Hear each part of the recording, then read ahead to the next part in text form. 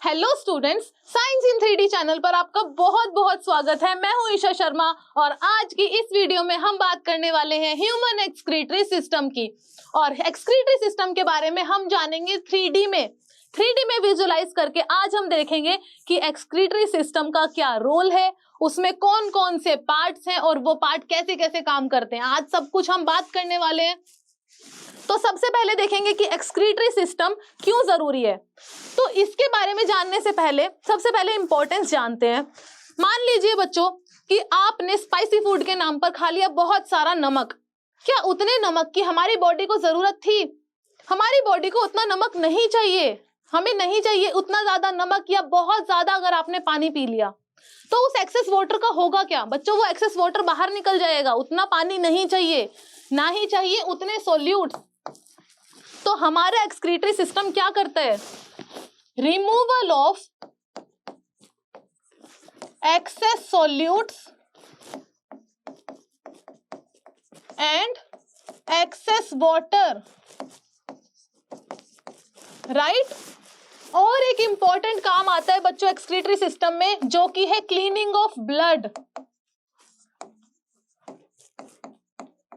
Right. तो solutes का level maintain हो रहा है, वाटर मेंटेन हो रहा है, यहां पर हो रहा है हमारा ऑस्मो रेगुलेशन। इसे क्या बोलेंगे बच्चों इस बैलेंस को? ऑस्मो रेगुलेशन, जो कि करती है हमारी किडनीज। और बच्चों ब्लड की भी क्लीनिंग होती है। और होता है रिमूवल नाइट्रोजनस मेटाबॉलिक वेस्ट का, राइट बच्चों। मेटाबॉलिक वेस्ट बाहर निकलेगा बॉडी से, जिसे हम क्या बोलते हैं? Removal of nitrogenous metabolic waste is called excretion. Excretion. अब दो टर्म्स में बच्चे हमेशा कंफ्यूज होते हैं। एक तो हो गया एक्सक्रीशन, जो कि अब क्लियर है, removal of nitrogenous metabolic waste को हम एक्सक्रीशन बोल रहे हैं। दूसरा टर्म है इजेशन। अब हमें इंजेशन पता है, जो हम खाना खा रहे हैं, हमें एक्सक्रीशन पता है। इजेशन क्या है? तो बच्चों इजेशन है removal of undigested food. Undigested food, इसे थोड़ा सा समझते हैं। आपने खाना खाया, खाना डाइजेस्ट हुआ, वो जो डाइजेशन के बाद न्यूट्रिएंट्स आए, खाने के जो न्यूट्रिएंट्स आए वो चले गए सेल्स में ब्लड के थ्रू। सेल्स में न्यूट्रिएंट्स गए, सेल्स ने पार्टिसिपेट किया मेटाबॉलिक रिएक्शंस में। मेटाबॉलिक एक्टिविटीज से, मेटाबॉलिक रिएक्शन से बच्चों जो मेटाबॉलिक वेस्ट होगा, राइट, मेटाबॉलिक वेस्ट जो प्रोड्यूस होगा उसके रिमूवल को हमने एक्सक्रीशन बोला। लेकिन जो फूड डाइजेस्ट ही नहीं हुआ, अनडाइजेस्टेड रह गया, जैसे सेल्यूलोज डाइजेस्ट नहीं होता हमारी बॉडी में, तो वो जो अनडाइजेस्टेड फूड होगा उसके रिमूवल को हम बोलेंगे क्या? इजेशन। तो यहां पर बनेगी फीसिस, जो कि है सॉलिड वेस्ट मटेरियल, राइट। और आपने बिल्कुल सही गैस किया कि यहां से आएगा यूरिन, इससे बनेगा हमारा यूरिन। तो बच्चों इतना क्लियर हुआ आपको। अब हम देखेंगे कि एक्सक्रीटरी सिस्टम में, ह्यूमन एक्सक्रीटरी सिस्टम में कौन कौन से ऑर्गन, कौन कौन से पार्ट्स हैं। चलिए, तो बच्चों सबसे पहले आती हैं kidneys, right. Left kidney, right kidney. तो हमारे पास हो गया one pair of kidney. Kidney से निकली दो ट्यूब्स, इसको हम बोलेंगे यूरेटर। तो एक पेयर हो गया हमारे पास यूरेटर का, ठीक है ना बच्चों। एक निकली एक किडनी से, दूसरी, दूसरी किडनी से, एक पेयर यूरेटर्स का। ये कहां पर जाके कनेक्ट होंगी? एक पियर शेप्ड ऑर्गन में, एक पियर शेप्ड ऑर्गन में, जिसे हम बोलते हैं यूरिनरी ब्लैडर। तो एक है हमारे पास यूरिनरी ब्लैडर। यहां पर जो एक ट्यूब लाइक स्ट्रक्चर आपको दिख रहा है, ये है हमारा यूरेथ्रा, जहां से यूरिन बाहर निकलेगा, राइट बच्चों। यूरिनरी ब्लैडर में यहाँ से किडनी से यूरिन आता है, स्टोर होता है यूरिनरी ब्लैडर में, जो कि एक मस्कुलर ऑर्गन है। यूरिन आएगा, वहां स्टोर होगा, और ज्यादा आएगा वो एक्सटेंड होगा, मस्कुलर है तो एक्सटेंड हो सकता है। तो यूरिनरी ब्लैडर बच्चों approx 700 to 800 millilitre of urine store करके रख सकता है ना अमेजिंग बात। और यहाँ से यूरिन बाहर निकल जाएगा यूरेथ्रा के थ्रू। तो ये हो गया हमारा एक्सक्रीटरी सिस्टम। ठीक है बच्चों, अब बात करेंगे ब्लड वेसल्स की। डोर्सल अयोटा बच्चों, डबल सर्कुलेशन में हमने पढ़ा था डोर्सल अयोटा और इंफीरियर वेना केवा के बारे में। लोअर बॉडी पार्ट से डीऑक्सीजनेटेड ब्लड को लेकर जाती है इंफीरियर वेना केवा प्योरिफिकेशन के लिए, और ये ऑक्सीजनेटेड ब्लड को लेकर आएगी, राइट। यहाँ पर इससे ये फर्दर बनेगी रीनल आर्टरी, जो कि किडनीज में जा रही है ऑक्सीजनेटेड ब्लड को लेके, और यहां पर है हमारी रीनल वेन, राइट बच्चों। ये जो ब्लू कलर की है ये है रीनल वेन, जो डीऑक्सीजनेटेड ब्लड को किडनी से बाहर लेकर जाएगी, राइट। आगे आपको ये दो स्ट्रक्चर और दिख रहे होंगे किडनीज के ऊपर, ये है एड्रीनल ग्लैंड्स। अब एड्रीनल ग्लैंड्स एंडोक्राइन सिस्टम का पार्ट है, जिसके बारे में हम आने वाली वीडियोस में बात करेंगे बच्चों कि एड्रीनल ग्लैंड्स का क्या रोल है, कौन से हार्मोन्स निकल रहे हैं, क्या फंक्शन कर रही है ये, कैसा इसका स्ट्रक्चर है, सब चीजों के बारे में जानेंगे, लेकिन आने वाली वीडियोस में जहां हम एंडोक्राइन सिस्टम पढ़ेंगे। तो बच्चों ये हो गया एक्सक्रीटरी सिस्टम। अब अगर मैं किडनी को बीच से काट दूं, राइट बच्चों, इसके दो हिस्से कर दूं, तो वो हो जाएगा मेरा लॉन्गिट्यूडनल सेक्शन, राइट। तो लॉन्गिट्यूडनल सेक्शन करने के बाद मुझे कुछ इस तरह का मिलेगा, और अब हम देखेंगे कि इसके इंटरनल स्ट्रक्चर कौन कौन से हैं, राइट।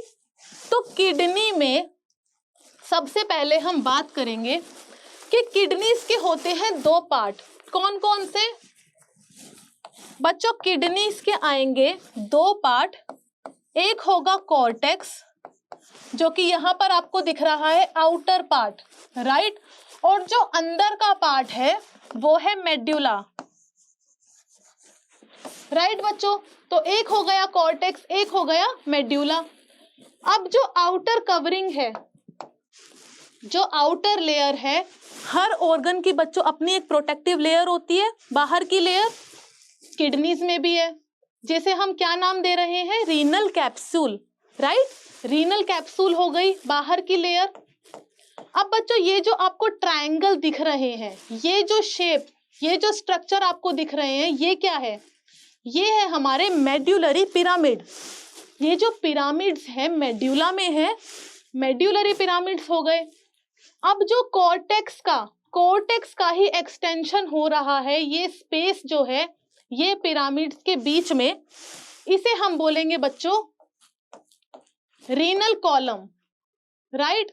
इसे हमने बोला रीनल कॉलम, और हम इसे क्या बोल सकते हैं, column of बर्टीनी। बर्टीनी is the name of scientist. तो यहां पर हो गया हमारा रीनल कॉलम। अब बच्चों यहां पर जो छोटा पार्ट है, ये यहां पर हमारे पिरामिड्स हैं, इनकी स्ट्राइटेड अपीयरेंस होती है। नीचे का जो पार्ट है, जो नीचे कॉनिकल शेप है, ये होते हैं रीनल पैपिले, राइट बच्चों, रीनल पैपिले। अब यहां से डक्ट्स निकलती हैं, यहां से आती हैं डक्ट। तो ये जो सपोज ये यहां पर इस तरह की डक्ट्स होंगी, जिसको हम बोलेंगे कैलिक्स। तो सिंगुलर टर्म है कैलिक्स, मल्टीपल को बोलेंगे हम कैलिसेस। ये भी माइनर हो सकते हैं, मेजर हो सकते हैं। मेजर का नंबर कम रहेगा, माइनर ज्यादा होंगे।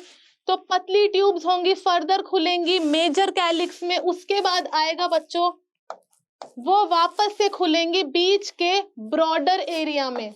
यानी ये जो आपको बीच का पोर्शन दिख रहा है, बीच वाला जो पार्ट है बच्चों, वो है रीनल पेल्विस, ये हो गई हमारी रीनल पेल्विस, राइट बच्चों। और रीनल पेल्विस से यूरेटर बाहर जाएगा, रीनल वेन बाहर जाएगी डीऑक्सीजनेटेड ब्लड को लेकर, और रीनल आर्टरी किडनी के अंदर आएगी ऑक्सीजनेटेड ब्लड को लेकर, राइट बच्चों। यहाँ पर जो कॉनकेव शेप आएगी, यहाँ पर कॉनकेव शेप, ये है बच्चों किडनी, ये जो कॉनकेव शेप है, राइट, ये जो कॉनकेव शेप है इसे हम बोलते हैं हाइलम, इसे हम बोलेंगे हाइलम। तो ये हो गया बच्चों हमारा internal structure of kidney. I hope आपको यहाँ तक एकदम अच्छे से क्लियर हुआ होगा, सब कुछ अच्छे से समझ आया होगा। आगे हम बात करेंगे किडनी की स्ट्रक्चरल एंड फंक्शनल यूनिट, यानी नेफ्रॉन, जो प्रेजेंट होते हैं यहाँ पर। मतलब कुछ पार्ट रहेगा कॉर्टेक्स में, कुछ पार्ट रहेगा मेड्यूला में। जो ट्यूब्यूल्स होंगी वो होंगी मेड्यूलरी रीजन में, यानी मेड्यूलरी पिरामिड में। बाहर आएगा बच्चों कॉर्टेक्स रीजन में भी नेफ्रॉन होता है, ठीक है। यहाँ पर नेफ्रॉन होंगे। एक किडनी में बच्चों 1 मिलियन तक नेफ्रॉन का नंबर हो सकता है। तो आगे हम बात करेंगे नेफ्रॉन के स्ट्रक्चर की, राइट बच्चों। यूनिट्स हैं, बहुत सारी यूनिट्स मिलके काम करती हैं, फिल्ट्रेट बनता है। और फिल्ट्रेट मैं किस लिए बोल रही हूँ बच्चों, फिल्ट्रेट हम एकदम यूरिन नहीं बोलेंगे, यहाँ पर फिल्ट्रेशन होगा, एब्जॉर्प्शन होगा, रीएब्जॉर्प्शन होगा, फिल्ट्रेट बनेगा। उसके बाद जब वो फिल्ट्रेट आगे आएगा, आगे हम बात करेंगे इसके स्ट्रक्चर की बच्चों। यहाँ पर पूरा प्रोसेस होगा, यहाँ पर पूरा प्रोसेस होगा। जब फिल्ट्रेट पहुंचेगा कलेक्टिंग डक्ट में, कलेक्टिंग डक्ट में उसे हम यूरिन बोलेंगे। अब कलेक्टिंग डक्ट क्या है, ये सारे स्ट्रक्चर के बारे में अब हम बात करते हैं। सबसे पहले देखेंगे कि नेफ्रॉन के 2 पार्ट्स कौन से हैं। तो बच्चों नेफ्रॉन का एक पार्ट होता है ग्लोमेरुलस और दूसरा पार्ट होगा रीनल टिब्यूल। रीनल टिब्यूल जिसमें आएगी प्रॉक्सिमल कॉन्वोल्यूटेड टिब्यूल, उसमें आएगा लूप ऑफ हेनले, और उसमें आएगा हमारा distal convoluted tubule, DCT, right बच्चों। तो ये हो गया रीनल टिब्यूल, एक पार्ट हो गया ग्लोमेरुलस, 2 पार्ट्स हैं नेफ्रॉन के। अब हम इसको थोड़ा सा समझते हैं। तो सबसे पहले बच्चों एफरेंट आर्टीरियोल। अब हमें पता है कि जो हमारी आर्टरी है, जो हमारी आर्टरी है बच्चों, वो डिवाइड करती है आर्टीरियोल में। हमने पढ़ा है आर्टरीज के बारे में, वेन्स के बारे में, कैपिलरीज के बारे में, लेकिन आर्टरीज से बच्चों एकदम कैपिलरीज नहीं डिवाइड होती। आर्टरीज पहले आर्टीरियोल में डिवाइड होती है, ब्रांच होती है इसकी, उसके बाद आती है कैपिलरीज, राइट। तो जो हमारी रीनल आर्टरी थी उसके बाद आया हमारा आर्टीरियोल, एफरेंट आर्टीरियोल, जो कि थिक होगा। ये आपको दिख रहा है, इसकी थिकनेस देखिए, इसकी थिकनेस ज्यादा है। यहाँ पर फर्दर ये कैपिलरीज में डिवाइड हुआ, ये है multiple set of capillaries, group of capillaries. ये ग्रुप ऑफ कैपिलरीज एक कप शेप स्ट्रक्चर में है, राइट बच्चों। इस कप शेप स्ट्रक्चर को हमने बोला बोमेन्स कैप्सूल। और बोमेन्स कैप्सूल में जो कैपिलरीज का ग्रुप है पर्टिकुलरली उनको हम बोल रहे हैं ग्लोमेरुलस। इतना समझ आया बच्चों। ये जो कैपिलरीज का ग्रुप है जब ये बोमेन्स कैप्सूल में होगा, यानी कैपिलरीज के अलग अलग नाम हो सकते हैं, अगर ये बोमेन्स कैप्सूल में है उसको हम बोल रहे हैं ग्लोमेरुलस। आगे बच्चों कैपिलरीज से वापस से आया हमारा इफरेंट आर्टीरियोल, जो कि थिन है, राइट, थिन है। अब देखिए यहाँ पर ब्लड तो ज्यादा आएगा, लेकिन वापस जाने की, आगे जाने की जगह, आगे जाने का स्पेस कितना कम है। ये हो गई थिन, इफरेंट आर्टीरियोल थिन है, तो प्रेशर सारा आ जाएगा हमारा बोमेन्स कैप्सूल पर, तभी तो बच्चों काम होगा। तभी तो हमारा फिल्ट्रेट बनेगा। यहाँ जो ये स्पेस है, यहाँ पर कलेक्ट होता है हमारा फिल्ट्रेट। आगे बच्चों ये जाएगा। अब हम बात करेंगे नेफ्रॉन के स्ट्रक्चर की। तो यहाँ बोमेन्स कैप्सूल से जो फर्स्ट फोल्डेड स्ट्रक्चर आएगा बच्चों, उसे हम बोल रहे हैं प्रॉक्सिमल कॉन्वोल्यूटेड टिब्यूल। प्रॉक्सिमल मतलब फर्स्ट, कॉन्वोल्यूटेड का मतलब होता है फोल्डेड। तो जो पहला फोल्डेड स्ट्रक्चर आया वो होगा पीसीटी। नीचे एक यू शेप्ड स्ट्रक्चर है बच्चों, इसे हम बोलेंगे लूप ऑफ हेनले। अब नीचे लेकर आ रहा है फिल्ट्रेट को तो डिसेंडिंग हो गया, ऊपर की साइड जाएगा तो असेंडिंग हो जाएगा, राइट। लूप ऑफ हेनले के बाद जो दूसरे नंबर पर, ये जो दूसरे नंबर पर अब फोल्डेड स्ट्रक्चर आया, उसको हमने बोला डिस्टल कॉन्वोल्यूटेड टिब्यूल, राइट बच्चों। अब डिस्टल कॉन्वोल्यूटेड टिब्यूल आएगी कलेक्टिंग डक्ट में। और यहाँ पर आपने नोट किया होगा कि ये जो दो एक्स्ट्रा निकली हुई हैं बच्चों, ये एक्स्ट्रा नहीं है, ये भी डीसीटी ही है। टिब्यूल्स जो ये हैं, ये भी डिस्टल कॉन्वोल्यूटेड टिब्यूल है। कलेक्टिंग डक्ट में काफी सारी डिस्टल कॉन्वोल्यूटेड टिब्यूल्स कनेक्ट कर सकती हैं, क्योंकि यहाँ ये एक नेफ्रॉन है, ऐसे बहुत सारे नेफ्रॉन्स हो सकते हैं। कलेक्टिंग डक्ट, अब यहाँ पर बच्चों एक बहुत इंपॉर्टेंट पॉइंट है कि कलेक्टिंग डक्ट जो है वो नेफ्रॉन का पार्ट नहीं है।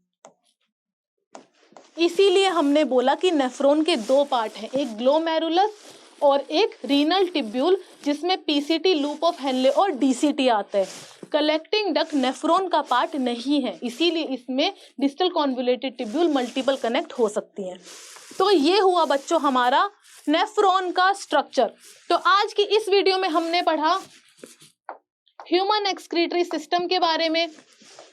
उसमें कौन कौन से पार्ट हैं बच्चों? Kidneys, ureters, urinary bladder and urethra. उसके बाद बच्चों हमने बात की लॉन्गिट्यूडनल सेक्शन की, internal structure of kidneys, right. हमने इंटरनल स्ट्रक्चर्स के बारे में पढ़ा। उसके बाद हमने स्ट्रक्चरल एंड फंक्शनल यूनिट की बात की, जो कि है नेफ्रॉन। 1 मिलियन तक हो सकते हैं बच्चों एक किडनी में, राइट। और हमने पढ़ा different parts of nephron, right बच्चों। तो ऐसे हुआ हमारा excretory system complete. I hope आपको ये वीडियो बहुत अच्छे से समझ आया होगा। तो बच्चों आने वाले बहुत सारे टॉपिक्स के बारे में जानने के लिए आपको करना पड़ेगा वीडियो को लाइक, शेयर एंड सब्सक्राइब। और बच्चों कमेंट सेक्शन में आप जरूर बताना कि आपको वीडियो कैसी लगी। और भी बहुत सारे टॉपिक्स लेकर आने वाले हैं हम 3D में ही। तब तक के लिए thank you so much, bye bye, all the best.